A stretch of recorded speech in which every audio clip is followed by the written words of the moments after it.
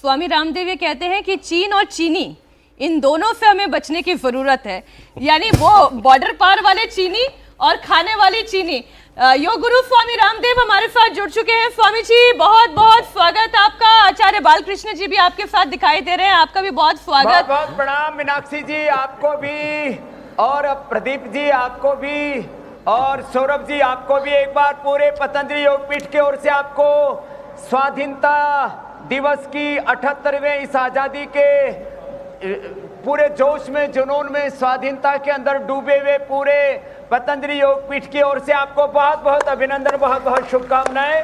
और सारे देश में हमारी ये आजादी, हमारी एकता, अखंडता, संप्रभुता, हमारे भीतर का शौर्य, वीरता, पराक्रम ऐसे ही अखंड जागृत रहे। और आपने जो कहा, सच में ये चीनी हमारी सीमाओं पर, देश की सीमाओं पर, और देह में चीनी, ये बड़ी खतरनाक है, ये मैं बार बार कहता रहता हूँ। स्वामी जी देखिए, आज तो सजग रह करके इनको खदेड़ना है। आज स्वामी जी योग तो मैं आपके साथ कर नहीं पाई, लेकिन अनुलोम विलोम वाला प्राणायाम जारी रहा, क्योंकि भाषण आज प्रधानमंत्री नरेंद्र मोदी का अब तक का इतिहास का सबसे बड़ा भाषण रहा है। अभी हमारे साथ विजय त्रिवेदी जी भी हैं, वो ये बता रहे थे कि इतना लंबा भाषण आज तक किसी प्रधानमंत्री ने नहीं दिया। प्रधानमंत्री जी के भाषण को आपने भी सुना होगा। आप क्या कहेंगे, स्वतंत्र भारत के इतिहास का ये भाषण कैसे आने वाले विकसित भारत के लिए एक नजीर होगा? देखिए, ये सच है कि राजनीतिक आजादी 77 वर्ष पहले हमें मिली, और आर्थिक आजादी के साथ विश्व की सबसे बड़ी अर्थव्यवस्था जो बनाने का लक्ष्य है, उसमें हर एक भारतीय यदि अपनी तरफ से कुछ कंट्रीब्यूट करेगा, तो जैसे आज पतंजलि ने स्वार्थ के लिए नहीं, परमार्थ के लिए सैकड़ों करोड़ रुपए का साम्राज्य खड़ा किया, ऐसे पूरे देश में 1000 से ज्यादा बड़े प्रयास होंगे तो 500 ट्रिलियन नहीं, 5 ट्रिलियन नहीं, कम से कम आने वाले 20-25 वर्षों में हम 10 ट्रिलियन से भी ज्यादा बड़ी अर्थव्यवस्था होंगे। हम अमेरिका को भी पीछे छोड़ सकते हैं, हम चाइना को भी पीछे छोड़ सकते हैं। वो ताकत हमारी भुजाओं में है। तो हमें इस देश को, मैं कहता हूं, राजनीतिक आजादी के साथ आर्थिक आजादी के लिए सबको पुरुषार्थ करना पड़ेगा। खेत खलिहानों से लेकर के, सीमा पर लगे जवानों से लेकर के, देश के विद्यार्थियों से लेकर के, हर व्यक्ति जो काम कर रहा है उसको भारत माता की सेवा मान करके, उसको अपना राष्ट्र धर्म मान करके जब निर्वहन करेगा, तो हम आर्थिक आजादी भी देश को दिलाएंगे, भारत को आर्थिक महाशक्ति भी पूरी दुनिया में बनाएंगे। और इसके साथ साथ आर्थिक आजादी के साथ शिक्षा की, चिकित्सा की आजादी, विदेशी शिक्षा, विदेशी चिकित्सा, और अब तो वैचारिक सांस्कृतिक गुलामी के गर्त में हमारे देश के युवा धंसे जा रहे हैं, फंसे जा रहे हैं। उनको भी मीनाक्षी जी, सौरभ जी, बचाना पड़ेगा। स्वामी जी ये बताइए, प्रधानमंत्री ने कहा कि कुछ लोग भारत की तरक्की से खुश नहीं होते कभी, और हमें चुनौतियां देश के अंदर भी हैं, देश के बाहर भी हैं। किन की, आपको क्या लगता है, किसकी ओर इशारा था प्रधानमंत्री का? देखिए, चुनौतियां, ये सच है सौरभ जी, भीतर और बाहर दोनों तरफ से हैं। भारत की तरक्की वो लोग नहीं देखना चाहते, भारत में रहते हुए जिनके तार विदेशी ताकतों से जुड़े हैं, किसी के चाइना से जुड़े हैं, किसी के अमेरिका से जुड़े हैं, किसी के मिडिल ईस्ट से जुड़े हैं, और बहुत सी ऐसी भारत विरोधी, हमारे सनातन सांस्कृतिक विरोधी ताकतें हैं जो भारत को उभरता हुआ नहीं देखना चाहती। आर्थिक दृष्टि से भी, राजनीतिक दृष्टि से भी, सामाजिक दृष्टि से भी हमारी एकता को खंडित करना चाहती हैं। देश की सड़कों से लेकर के संसद तक जो लोग जातिवाद का उन्माद इस देश में पैदा करना चाहते हैं, वो देश के कभी भी मित्र नहीं हो सकते। वो मंसूबे पाले हैं कि कभी ना कभी बांग्लादेश की तरह हिंदुस्तान में, श्रीलंका की तरह और अफगानिस्तान की तरह भारत में भी बगावत हो जाए। लेकिन जब तक हिंदुस्तान के सनातन धर्मी और राष्ट्रवादी ताकतें जब तक जागृत है, तब तक कोई देश को जातियों में बांट नहीं सकता। मजहबी उन्माद इस देश में कोई खड़ा नहीं कर सकता। कोई ब्राह्मण, क्षत्रिय, वैश्य, शूद्र, दलित, आदिवासी, वनवासियों को, ओबीसी को अलग अलग तरह से बांटने में लगा। कोई जातियों के नाम पर, कोई मजहबों के नाम पर उन्माद पैदा करना चाहते हैं। ये देश के लिए ठीक नहीं। राजनीतिक पार्टियों को किसी भी तरह का जातीय और मजहबी उन्माद नहीं पैदा करना चाहिए। अपने एजेंडे राष्ट्र के विकास के देश के सामने रखने चाहिए और उनके आधार पर अपनी राजनीतिक ताकत खड़ी करनी चाहिए। पक्ष विपक्ष चलेगा, ये राजनीतिक सच है। जी मेरी बहन मीनाक्षी जी। बिल्कुल आप ठीक कह रहे हैं स्वामी जी। आज प्रधानमंत्री नरेंद्र मोदी ने पड़ोसी देश बांग्लादेश में जिस तरह से हिंदू भाइयों पर अत्याचार किया जा रहा है, वहां पर अल्पसंख्यकों को उनके धर्म के आधार पर टारगेट किया जा रहा है, इस पर भी अपनी चिंता जताई। हम कई बार ये चर्चा कर चुके हैं कि क्यों हिंदुओं को उनके धर्म के आधार पर टारगेट किया जाता है और इसके पीछे कौन है, किनकी साजिश है। भारत में किसी एक अल्पसंख्यक के ऊपर भी कोई भी, हम उसको भी उचित नहीं ठहराते, किसी भी एक अल्पसंख्यक के ऊपर भी कोई हाथ उठाता है तो पूरा एक बहुत बड़ा गैंग है वो सक्रिय हो जाता है, राजनीतिक पार्टियां सक्रिय हो जाती हैं, पूरे मुस्लिम देश तो एक होकर के उसका विरोध करने लगते हैं। हम नहीं चाहते कि भारत में एक भी कोई इस तरह की मजहबी घटना हो, लेकिन यहां पर तो एक दो के ऊपर होने पर पूरी दुनिया में चर्चे हो जाते हैं। सामूहिक रूप से बांग्लादेश के अंदर हमारे हिंदू भाइयों पर अत्याचार होता है, उनके व्यवसायिक प्रतिष्ठानों को निशाना बनाया जाता है, हमारे मठ मंदिरों को ठिकाना बनाया जाता है, माँ बहन बेटियों की इज्जत तार तार की जाती है और उस पर शर्म नहीं आती। भारत के जो राजनीतिक दल हैं वो मौन होकर के बैठे, अमेरिका मौन होकर के बैठा है, जो पूरी दुनिया में मानव अधिकारों का सबसे बड़ा अपने आप को जो है ये मानता है कि बस उससे बड़ा तो कोई दूसरा ताकतवर है ही नहीं, उसका शहंशाह मानता अपने आप को। लेकिन सारी दुनिया भले ही मौन रहे, यदि बांग्लादेश में हमारे हिंदू भाइयों पर अत्याचार हुआ तो उसका खामियाजा बहुत बुरा भोगना पड़ेगा।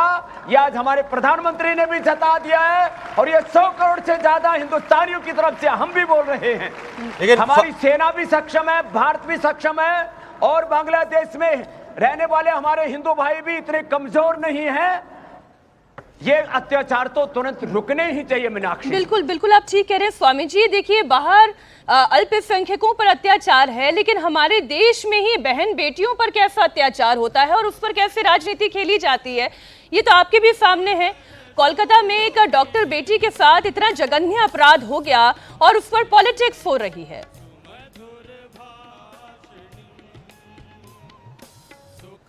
ये बहुत ही शर्मनाक है। या तो हम योग विमुख हो गए या योग से अध्यात्म में अपने सांस्कृतिक मूल्यों आदर्शों से सिद्धांतों से दूर हो गए। भारत जैसी ऋषि भूमि गौतम कणाद जैमिनी पाणिनि पतंजलि की महर्षि दयानंद के पुण्य धरा, यहाँ पर जब हम ये गैंग रेप जैसी घटनाएं देखते हैं तो सिर शर्म से झुक जाता है। देश में एक भी माँ बहन बेटी की इज्जत के ऊपर कोई हाथ ना उठा सके, इसके लिए हम रोज योग का अनुष्ठान इंडिया टीवी पर भी सुबह सुबह करते हैं। तो मैं तो सब भारतवासियों से आह्वान करूंगा, हमें हर पल यह एहसास होना चाहिए हम ऋषि ऋषिकाओं की वीर वीरांगनाओं की संतानें हैं, हम चंद्रशेखर राजगुरु सुखदेव भगत सिंह के पैरोकार हैं, उनके प्रतिनिधि, उनके सपनों के उत्तराधिकारी हैं और शहीदों के सपनों का भारत बनाने के लिए हमको अपना एक चरित्र बल तो इतना उन्नत बनाना पड़ेगा कि एक भी बेटी को शर्मसार ना होना पड़े, एक भी माँ बहन बेटी की इज्जत के ऊपर कोई हाथ ना उठा सके, ऐसा वातावरण देश में बनाना पड़ेगा। ये माता पिता की जिम्मेदारी है, ये समाज की सामूहिक जिम्मेदारी है, ये सरकारों की भी जिम्मेदारी है। जब हम सब इस जिम्मेदारी का सामूहिक रूप से निर्वहन करेंगे तो जिस भारत का उज्ज्वल ध्वल चरित्र कभी दुनिया में कहा जाता था, एतद् देश प्रसूतस्य सखा साधक जन्मना सोम सोम चरित्रम शिक्षरण पृथिव्याम सर्वमानव, सारी दुनिया हमसे चारित्र्य की शिक्षा ली जाती थी। आज किसी भी तरह की चरित्रहीनता ये बर्दाश्त नहीं होगी, ऐसा हमें समाज में सामूहिक रूप से वातावरण बनाना ही पड़ेगा। मीनाक्षी जी, मेरे भाई सौरभ जी। स्वामी जी, एक और बड़ी बात जो प्रधानमंत्री ने कही, हालांकि उनकी पार्टी का तो ये कोर इशू है, उन्होंने कहा देश में सेक्युलर यूनिफॉर्म सिविल कोड होना चाहिए, लेकिन चर्चा ये हो रही है कि अब तो ये गठबंधन वाली सरकार है, ये 300 पार वाली सरकार तो है नहीं, तो कर पाएंगे इसको, आपको लगता है मोदी जी? देखिए, एक देश, एक कानून, एक संविधान, देश में एकता तो रहनी चाहिए, यही हमारे संविधान की मूल आत्मा है। और यदि देश में एक रूपता नहीं होती है, देश में एकता, हाँ अपने अपनी उपासना पद्धतियां, अपने अपने कुछ सांस्कृतिक रीति रिवाज वो उस देश में सदा थे, आज भी उनका, हमने तो एक वैचारिक लोकतंत्र को सदा से मान्यता दी है। लेकिन जो सार्वजनिक कुछ ऐसे मुद्दे हैं उनमें सब में एक रूपता होनी चाहिए। तो मैं तो आश्वस्त हूं, चाहे भले ही गठबंधन की सरकार हो, लेकिन मोदी जी हमारे एक योद्धा प्रधानमंत्री जी हैं। वो इस देश के अंदर एक जो कॉमन सिविल कोड, एक समान नागरिक संहिता वाली बात है, हम तो चाहते हैं वो बहुत जल्दी पूरी हो जाए और मोदी जी इसको करने में सक्षम हैं। हम आशान्वित हैं कि ये होगा। अरे आप तो सन्यासी तैयार कर रहे हैं वहां हरिद्वार में स्वामी जी, और मोदी जी कह रहे हैं कि नौजवानों को राजनीति में आना चाहिए। कोई नेता भी तैयार करेंगे आप? अरे सौरभ जी, कहां आप फंसा रहे हो? देखो, हम यद्यपि राजनीतिक रूप से निरपेक्ष हैं, सन्यासी है ना, तो राजनेता तैयार तो जरूर करते हैं। तो अभी मोदी जी ये वाली बात भी स्वामी जी माननी, आप कह रहे हैं तो मान लेता हूं, राजनीतिक तौर पर निरपेक्ष को नेतृत्व से सूना नहीं होने देंगे, ये इतना ही बस बोलते हैं। लेकिन सन्यासी बहुत अच्छे नेता भी साबित होते हैं। योगी जी इतना बड़ा उदाहरण है। उज्जवल है स्वामी जी। अब ये जो है देश का नेतृत्व वो तैयार करने का काम तो आचार्यों ने किया। ये हमारे पूज्य आचार्य श्री भी यहाँ पर बैठे हुए हैं। जी बिल्कुल। और देखो, ये बच्चे भी भारत माता की एक जो है प्रतिमा के रूप में और अलग अलग रूपों में हमारे सामने यहाँ पर तैयार हैं। शिक्षा के क्षेत्र में, चिकित्सा के क्षेत्र में, विधायिका में, कार्यपालिका में, न्यायपालिका में, मीडिया में, हर जगह देश में ऐसा व्यक्तित्व, ऐसा चरित्र, ऐसा नेतृत्व हो कि लोग कहें कि भाई जीवन हो तो ऐसा। तो ये नेतृत्व तैयार हो रहा है, इसकी चिंता मत करो। हम पतंजलि गुरुकुलम, आचार्य कुलम, पतंजलि विश्वविद्यालय, भारतीय शिक्षा बोर्ड के माध्यम से 1-2 करोड़ नहीं, हमारा तो लक्ष्य 20-25 करोड़ ऐसे मजबूत नागरिक तैयार करेंगे जो भारत को विश्व गुरु बनाने के लिए अपने जीवन की आहुतियां लगाएंगे। मीनाक्षी जी, बहुत अच्छी बात स्वामी जी। लेकिन बड़े दिन हुए आपसे राहुल गांधी की बात नहीं की, आप विपक्ष के नेता हो गए। आज आप कहां फंसा रहे हो? जो है 15 अगस्त को थोड़ा इन विपक्षियों को बख्श दो। नहीं, लेकिन अब आपको कैसा लग रहा है? उनका अब वो नए पद पर है, जिम्मेदारी है उनके ऊपर, पार्लियामेंट में बड़े एक्टिव हो गए हैं।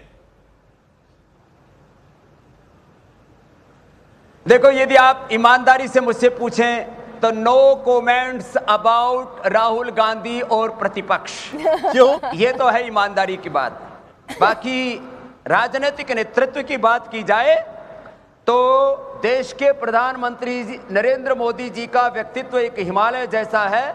उनके सामने अभी दूसरे राजनीतिक व्यक्तित्व बहुत बोने हैं, लेकिन यह है कि विपक्ष को भी अपनी एक सक्षम भूमिका निभानी ही चाहिए। ये हमारी सदिच्छा है एक सन्यासी होने के नाते। न कहो से दोस्ती, न कहो से बैर। बहुत उम्दा। स्वामी जी, देखिए, किसी भी तरीके की आज़ादी का कोई मायना रह नहीं जाता है अगर रोगों से आज़ादी ना मिले। तो रोगों से आज़ादी तो तब मिलेगी जब हमारे साथ यहाँ पर जितने भी मेहमान बैठे हुए हैं सभी से एक बार आप या तो प्राणायाम करवा दें या इन्हें सलाह दे दें। और आज हमारे मुझे बहुत जरूरी काम आ गया है, बहुत जरूरी काम आ गया मुझे। मैंने सौरभ को पकड़ लिया है। ये अपना अभी जरूरी है। ये फंसा रहे थे ना, तो मैंने इन्हें फंसा लिया है। स्वामी रामदेव के संघ का प्रमोशन तो मीनाक्षी जी करेंगे अपने कार्यक्रम का। ये तो बनता है। और हमारे सिंह साहब तो मेरे पास निरामय में रह करके भी गए हैं, तो इसलिए एक बार अनुलोम विलोम तो हो जाए। आज आदरणीय प्रधानमंत्री जी के भाषण की वजह से हमारा योग का अनुष्ठान पूरा नहीं हुआ था, तो चलो एक बार सब अनुलोम विलोम करते हैं।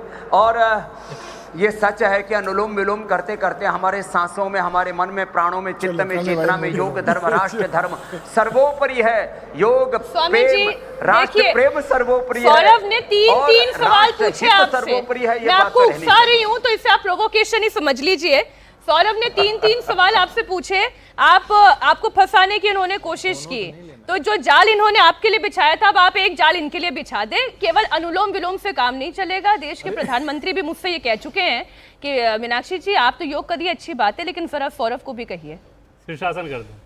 आप भी जो है सीधा एवरेस्ट पर चढ़ाने की बात कर रहे हैं। आज सौरभ जी संकल्प करेंगे हमारे साथ। आज सब लोगों से हमें संकल्प कराना है, योग का व्रत दिलाना है, स्वदेशी का व्रत दिलाना है, भारत चलिए पुशअप कर सकते हैं सौरभ। अरे आप लोग, स्वामी जी आप भूल गए, स्वामी जी आप भूल गए। अरे एक दिन इन्होंने मेरे को बुला लिया सुबह सुबह योग के प्रोग्राम में दिल्ली में, और लाइव था वो टीवी पे। आप सोचिए मुझ पर क्या बीती होगी।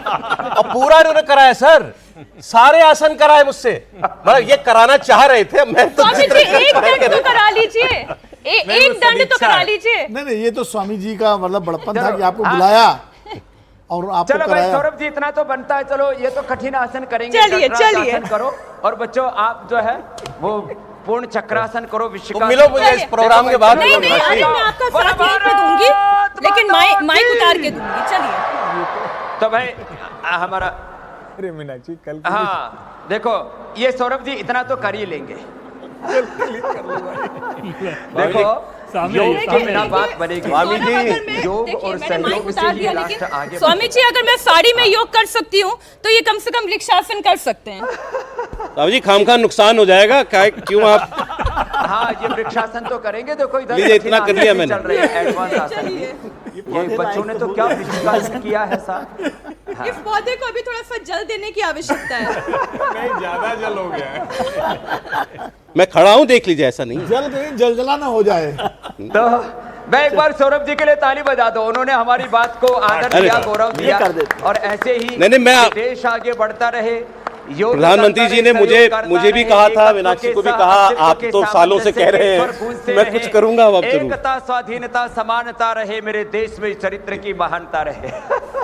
तो रोगों से आजादी, नशे से आजादी, सब प्रकार की नफरत से आजादी, और सब प्रेम मोहब्बत से आगे बढ़े। सब नर करई परस्पर प्रीति चले, स्वधर्म निरत श्रुति नीति, यही तो राम राज्य का आधारभूत तत्व है। मेरे भाई सौरभ जी एक बार जोरदार अभिनंदन। सौरभ बाबा आज से योगी बन गए, योग का व्रत ले लिया है, और आज से कोलगेट बंद, विदेशी कंपनियों का, विदेशी सामानों का बहिष्कार, देश का पैसा देश में रहे, देश की सेवा में लगे। ये स्वदेशी का व्रत भी लेना है सौरभ भाई। स्वामी जी ऐसे एक दो शो सौरभ जो है हमारे साथ करते रहे, बहुत जल्दी जो है जितनी सलाह थी उन सारी सलाहों का अनुकरण हो जाएगा। स्वामी जी देश के दुश्मनों की बात कर रहे हैं, हम देश के इकोसिस्टम की भी बात कर रहे हैं। जो बाहरी चुनौतियां जो हैं, जो चीन की तरफ से हैं या जो अमेरिका की तरफ से हैं, लेकिन भारत के अंदर एक रूपता बनी रहे, स्वास्थ्य के प्रति जागृति बनी रहे, भारत की अर्थव्यवस्था तेजी से आगे बढ़े, इसके लिए और क्या करने की आवश्यकता है?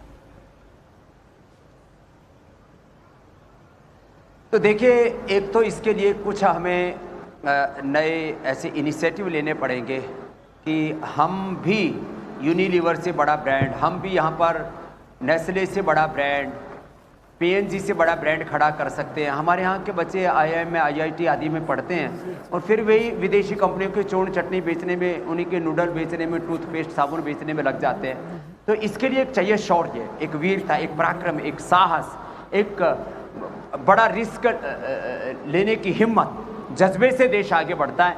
तो हम तो पूरे देश से ये आह्वान करेंगे।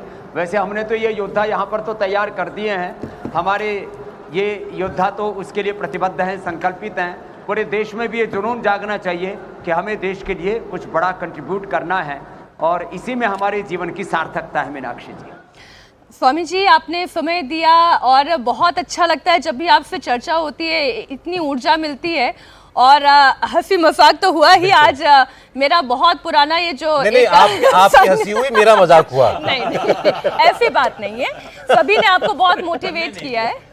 नहीं, मैं वैसे कह रहा हूँ स्वामी जी, लेकिन गंभीरता से मैं स्वास्थ्य पर आपका पूरे देश पर एक मैसेज है, आप तो काम कर रहे हैं वर्षों से, मैं गंभीरता से लेता हूँ आपकी बात। बिल्कुल, आज से योग शुरू। बहुत बहुत धन्यवाद स्वामी जी, बहुत धन्यवाद। कल फिर आपसे मुलाकात होगी, रोगों से जंग, स्वामी रामदेव के संग, सुबह 8 बजे इंडिया टीवी पर। भारत माता की वंदे। बहुत बहुत प्रणाम, धन्यवाद। बहुत शुक्रिया स्वामी जी, बहुत शुक्रिया।